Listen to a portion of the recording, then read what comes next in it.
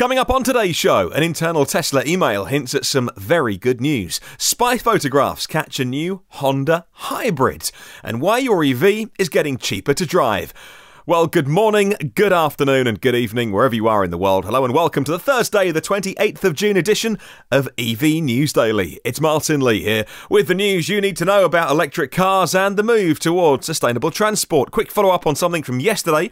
We were talking about what is quickly becoming a new feature on this show, hashtag Elon tweets. He was tweeting, I got the feeling he was shooting the breeze because on Twitter he just feels to me like the sentiment around Tesla and in fact Elon's kind of the way he's talking, he just seems like in a really good place. So much so that wasn't talking Model Y, wasn't talking Model 3 even, wasn't talking Tesla Semi, he was talking Tesla Pickup, which must be, 3 or 4 years away, and saying to his followers, what would you like on the Pickup? So I responded to that on yesterday's show. If you haven't heard it, by the way, available to download. All the previous ones are. I replied to Elon with this: 120 volt / 240 volt power outlets, using the main battery to power tools and leisure gear. If you can load up the Pickup for working in remote areas or weekend camping trips away, it'd be super awesome, and you could ditch the gas generator. I don't think I was the only person to suggest that, by the way. I think I was like the bazillionth person to suggest it, because Elon replied with this, and I quote, "Pickup truck will have power outlets, allowing the use of heavy-duty 240 volt power tools in the field all day, no generator needed." Fantastic response. Right, let's get on with the news today then, and we'll stay with them because there was a big story that broke last night just after I published the podcast. A change to the configurator for the Model 3. And this is fascinating. Like, we know that Tesla don't have model years. They don't wait to introduce new features, equipment, that kind of stuff, like every other car manufacturer does. They do things on the fly, as and when they can do. But even down to changing the configurator and saying to people who have already bought their cars, okay, so we'll backdate that for you, especially when it's a case of making the cars cheaper than they were. A surprise reduction in some Model 3 specs prices yesterday. The dual motor option reduced by $1,000, $5,000 down to $4,000 extra for the dual motor, and the base cost of the performance Model 3, or the P3 if you want to call it that, few people are using that shorthand, came down. Right, the base model cost came down from $78,000 to $64,000, but hold your horses. There's a reason why. They did it by making a chunk of things optional in one big $5,000 package. So what's in that? Well, you now no longer have to have, because when they first did this, you had to have the top end tier of the performance model. You had to have 20-inch performance alloys, Michelin Pilot Sport 45s, summer tyres, carbon fibre rear spoiler, aluminium, or aluminum, I guess, depending on where you're listening to us, alloy pedals, and a top speed boost to get you up to 155 electrically limited miles an hour. There was some confusion over why they would make the car now available at a lower cost and let you spec upwards in the configurator. What was wrong with doing it the original way? Well, I don't know any BMW or Mercedes that's ever been bought as a base spec. Those German luxury marques, the Beamers and the Mercs, are full of options. You buy one of those, you never buy the base model, because even the smallest things are optional extras on those kind of cars, the direct competitors to the Model 3. It's an obvious thing to do for their customers. They're used to it. And you know what? The margins are in the options. Now, the Street.com say performance upgrade is almost all margin for Tesla. If the changes are anything like the Model S and the Model X, it'll be a slightly different drive unit and a larger inverter that can deliver power to the motors more quickly. But a lower entry price with fewer frills is likely to result in a meaningfully higher take rate for the upgrade. That translates into a much higher margin on the Model 3. Where customers still have the ability to price their performance Model 3 even higher if you want to add enhanced autopilot, full self-driving if you want. You can get it now. Well, you can't get it now, but you can pay for it now. And premium paint.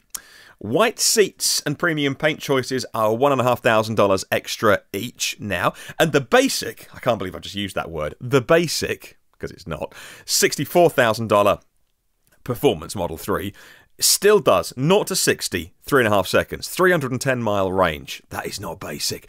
Do you agree in what they've done, by the way? Is having the choice better, with shorter wait times, by the way, for the performance versions. If you have got a reservation, you go to configure. The performance versions are now quicker to get, so there's an incentive to up spec. 2 to 4 months wait time. Do you think the lower starting price in some way psychologically means more people will opt for it? Also, do you want a badge on your Model 3? Because it's now going to get one. However, whereas with the S and the X, you know that the badge was the size of the pack, starting out at 40, ending up at 100 for the kilowatt hours. With the Model 3, they've never, as far as I know, have they even ever officially said what the size? If you're an Uber Tesla fan, maybe you can correct me. I don't think Tesla, I'm happy to be proven wrong, I think they've ever officially said the 2 kilowatt hour sizes. That's how much they don't want us talking about it. A bit like Apple, actually. Apple don't talk about the specs of their processor speeds in a way that kind of like Android would do, for instance. Well, dual motor M3s are going to be badged accordingly with the words dual motor in caps, and the performance models get an extra underline as well. Do you like that, or would you debadge it? Would you ask for it to be debadged? I mean, I like it plain. Not that I'm in any position to spend $78,000 at the moment. Right, moving on, and Electrek are reporting in an internal email from Elon to Tesla staff saying that the analysts who are expecting a disappointing Q2 are in for, and I quote, a rude awakening. In this case, I will leave it to one of the users, Billy, who said this comment, and I quote, if you follow Elon's Twitter, you can pick up... This is what I was saying, actually. If you follow Elon's Twitter, you can pick up on his mood pretty easily. He seems to be in high spirits, and I think that's really good news. I'm expecting 1,000 deliveries, not production, 1,000 deliveries per day in July from the stockpile. As they deliver the cars, they will prioritise performance and all-wheel drive in Q3. That pushes their revenue super high. As more people get their cars and show them off to friends, more orders then pour in. Billy says it's this. It's like a self-licking ice cream cone and it's delicious. End quote. I'm not quite sure what that means. I like the idea of it. Who doesn't love ice cream? But a self-licking ice cream cone does sound delicious. Right, let's move on to something else then. And shots by a spy photographer, Brian Williams, in Automotive News shows an updated Honda Pilot with a reconfigured fuel filler and a large square opening on the front left fender, where automakers put their charge points for the EV, says Green Car Reports in their article today. If the Honda Pilot plug-in hybrid uses the same battery pack as the Clarity, every chance it could. It's going to get between 30 and 35 miles, you would say, range on pure electric, based on similar sized vehicles. Honda has been expanding installations of its 2-motor hybrid system in the Accord hybrid, the Clarity plug-in, and the Insight, and the Pilot would probably use that system, according to Automotive News. I'm going to put a link to the Green Car Reports article in the show notes. Please do have a little click on that and read more if you're interested. Well, EVs are getting cheaper to drive all the time, and when you compare them to gas cars, the gap is getting even bigger. That's because of recent fuel price rises, already having a significant impact on day-to-day running costs of traditional vehicles. In comparison, New Motion announced in a report, they specifically looked at the Nissan Leaf, the UK's most popular EV, by the way, can be fully charged for about £2.37. I'd put that about, what, $3.50, $4? That's when you charge overnight. We get cheaper electricity at night with a realistic range of 100 miles. It says Electric Car Reports, supported by recent research from Bloomberg. And now Bloomberg found that savings enjoyed by EVs are only set to increase over time. In particular, the Bloomberg report said that the cost of the battery manufacturing is going to fall as demand grows. We know that. They say they've put a date on it, 2030, battery costs representing 18% of the entire vehicle, or the process actually of manufacturing. Compared to just under half now, about 42%, is the average. Now, we do know that Elon's been making some claims at the shareholder meeting about the cost of cells coming down and also pack price coming down. So I wouldn't be surprised if we see some innovation there and if that is beaten by 2030. Well, here in the UK, Pivot Power made some big headlines recently when they announced a 2 gigawatt, yes, not mega, 2 gigawatt national network of battery storage for the UK. And my prediction is you're going to see more of this where you are listening to the podcast all around the world. It pretty much excited EV drivers as well, because part of their plan was where they have these big battery hubs, there's going to be loads of them around the UK, connected to the grid. Would also include lots of EV chargers, an unexpected bonus, but potentially some revenue for Pivot Power. Well, it makes sense because you can then charge cars, you know, the new chargers, 350 kilowatt speeds, without drawing from the grid. If you're drawing from their massive battery packs, there's no grid consequence then. Now, plans have been revealed, well, kind of discovered actually, for their first site, and not too far from where I'm sitting right now. If I look left and go along the coastline, because I'm doing this from home tonight, by the beach where we live. I work in London but live outside of London on the beach. But if I look along the coastline, the next city along is somewhere called Southampton. And Southampton is going to be the first site, a 50 megawatt battery site. Now, Southampton is a big port here in the UK, in the south of England. If you've taken a big cruise on those big cruise liners, you will have gone from Southampton. It's where all the big posh ones go from. Well, the planning database for the local council has revealed details about the planning application that's gone in. And on this application, there's nothing about EV charging yet. It's kind of missing that detail. Well, they want to build it on national grid land near an existing substation, which makes perfect sense. It's just off a main road, a motorway, called the M27. Any of my UK listeners will know that.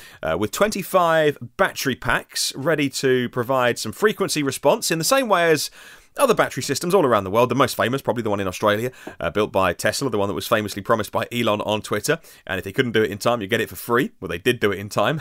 So they did pay for it. It's the most famous example. The COO of Pivot Power is a chap called Matthew Bolton. And he told Current News website this, and I quote, "The battery is the first stage as it unlocks everything. Without a battery project, you don't have the EV project. A big battery next to a big substation is, we hope, a relatively uncontroversial development." So we're keeping the first piece nice and well boundaried to get it through, as in to get it through planning. In Southampton, the national grid land is there, and from a lease point of view, we can get cracking fairly quickly. He says, "We want to secure the battery and know it has approval before we spend a lot of money on planning for EV hubs. We're not sticking 100 chargers in, but the sites will have 100 car parking bays, and we are taking enough power so that over time they can all have rapid chargers." Another final quote here from them. Bolton added that the company wanted to make a statement with the number of chargers it will initially seek to install, with closer to 50 rather than 10 charge points of various speeds planned in the short term. Well, these are expected to be located within 5 k's of the substation, and the battery are going to put it somewhere convenient for drivers to pull in. In the case of Southampton, there could be even less distance between the two because the project's close proximity to some pretty major roads, and actually Southampton itself. Well, Pivot Power's Chief Technology Officer, Michael Clark, will be speaking about the company's plans, if you were here in the UK, and leading a discussion as well on powering the EV revolution. Next week, there's a summit hosted by the publisher of Current News called Solar Media. Tickets are available if you want to go along. It's a 2-day conference, 3rd and 4th of July. I'll put a link in the show notes. You can find a full programme and a list of speakers on there as well. All right, here's the question about all this then. How do you feel about that being done where you are? Do you think that that is the way forward? Is the way forward these massive battery projects and sticking on the side of them a load of EV charging? Is that going to be a good revenue stream for the companies investing in batteries? Certainly makes sense if they can make money from the grid, doing some frequency response rather than those peaker plants having to spin up, those dirty coal-powered, gas-powered plants, the big battery-powered projects to respond in local areas to individual power needs. And actually, if you're talking about those new range of EVs, like the Audi e-tron, which despite all the news this week about the launch being cancelled because of certain corporate events involving the law, as far as I understand, the production plans unaffected. Q4 this year for the release. Certainly the Mercedes EQC, the Jag I-Pace, which is already on the market, 100 kilowatt charge speeds. But those new generation of cars that can charge 100, 150 and faster kilowatts, batteries seem the way to do that without spending mega money on upgrading the grid. Elon's talked about it before, saying that he sees a time in the future when they upgrade the superchargers to the V3 by the end of this year, the first one coming out, saying that they will need to put some power packs at the Tesla superchargers because otherwise you limit yourself because the grid connection isn't enough. So solar power, storage on site, and then the batteries can be a buffer for if 5-10 cars turn up at once, all plug in, loads of juice coming out of the batteries. It's fine, doesn't affect the grid, it's just coming from the batteries. Would you like to see that where you are? Do you think it's practical? Is there enough investment in battery projects? Let me know in the comments section and we'll follow that up tomorrow. Well, the Nissan Sylphy is now available in some parts of the world anyway, because we're talking China.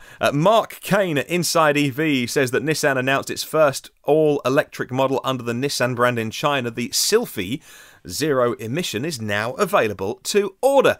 Any of our Chinese listeners, I know there's a few, looking at the podcast stats, I know we're a little bit popular in Asia, is now being offered through Nissan's joint venture subsidiary, Dongfeng Nissan Passenger Vehicle Company. A recap on the stats of the Sylphy. From the front, looks exactly the same as the new Nissan Leaf. From the side, it's the Nissan Leaf with a boot on a trunk on the back, the sedan version of it. Under the skin, though, it's not quite as new as the new Nissan Leaf. 38 kilowatt hour battery for 210 miles of range. That's not real world, of course. 80 kilowatt motor, front wheel drive only. 0 to 50 k's, that's 31 miles an hour in 4 seconds. 6.6 kilowatt onboard charger, DC fast charging at 50 kilowatts, and 89 mile an hour top speed. Slightly older specs than what is the Nissan Leaf, 40 kilowatt hour being sold around the world. Otherwise, looks exactly the same as the Leaf, but with a bit on the back. A link to the Inside EV's article in the show notes if you want to find out more. Well, moving on to, oh my goodness, we're going to mention trucks. I guess like the 4th day in a row. You'd think I'm obsessed with trucks, but there's just a lot of news around at the minute about electrifying urban transport. A press release dropped in from Renault about their truck plans. To keep pace with the changing face of urban transport, Renault Trucks just announced the launch of its 2nd-gen EV trucks. The Renault Trucks ZE, they're using the ZE name for the lineup, is the Master, the Renault Master ZE. That's coming this September. It's a tiddly battery, 22 kilowatt hours, but it's not meant for those long hauls, you know. It's a 57 kilowatt motor. It's got 225 torques. The Renault D, moving up a little bit, is going to have the big old pack. On the Renault D ZE, 200 to 300 kilowatt hour packs. Big motor, 185 kilowatt motor, and 300 kilometers or 186 real world range, not theoretical. They go from 3.5 to 26 ton trucks. And finally, the Renault D Wide. Now that's going to come with a 200 kilowatt hour pack, a dual motor.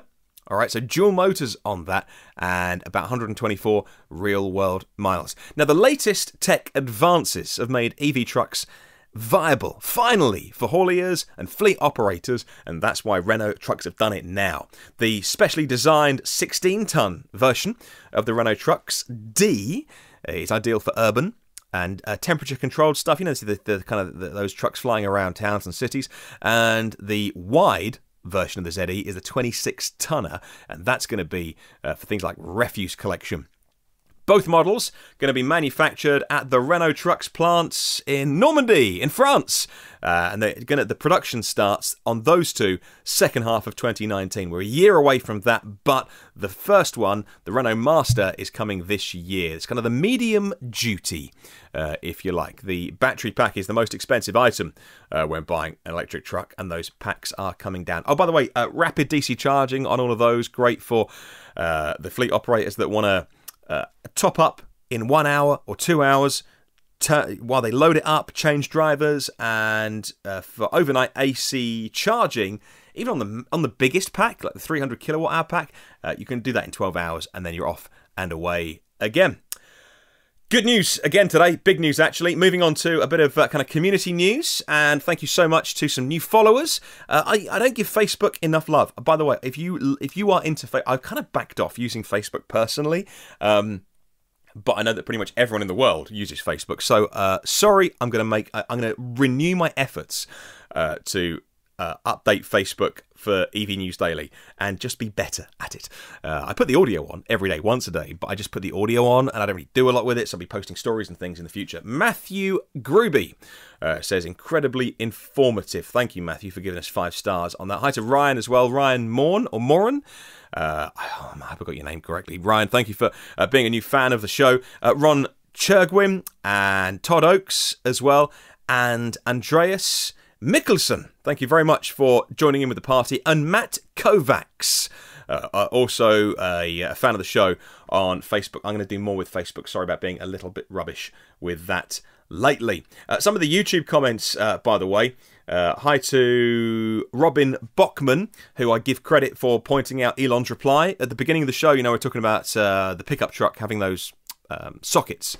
I didn't see Elon's response myself, but it was Robin Bockman that messaged me to say Elon's replied and you're going to get your power sockets in the back of it. And hi to the user EB1888 who dropped me a note to say pickups don't really, he's like, basically remember, pickups are huge in the US market, and if no one else is going to compete with them, he was saying, and do you agree or not with this? The Tesla pickup should come before Model Y. I mean, it won't, but he says it should do, because pickups are so big. You have to remember, here in the UK, not a big market. I mean, there are pickups around. Look, the roads are too small. the parking spaces are too small. When you go to the shops and someone's parked a pickup, the lines that they paint are just too narrow in this country. Pickups are just not a thing, especially the really big ones. There are two spaces in the car parks. Thank you very much for all the comments. Keep them coming. And you can feedback online on Twitter as well. EV News Daily on there if you want to drop me a little note and say hello. I think I got through everyone that I had to say hello to today that I promised I would say hello to. Yes, by the look of it, I have done. If I've forgotten, kick me, remind me. In the meantime, if you want to listen to any previous episode of the podcast, 163 previous ones are on iTunes, Google Play, Spotify, YouTube, TuneIn, Stitcher, and the blog at evnewsdaily.com. If you want to subscribe on any of those platforms, that means you get a little notification and you get them first and free and automatically. And reviews, I know it only takes a couple of seconds to do, but it's another thing that you have to do. But if you can, leave me a review. With an honest review, a star rating that you think is appropriate. It makes such a big difference and it really helps, and I'm massively appreciative. Thank you so much for those who have done, and those, if you are thinking of leaving a little review on whatever your platform is. It really makes a difference. If you want to come and hang out on the socials, just search EV News Daily. You'll find us. Have a wonderful day, and I'll catch you tomorrow.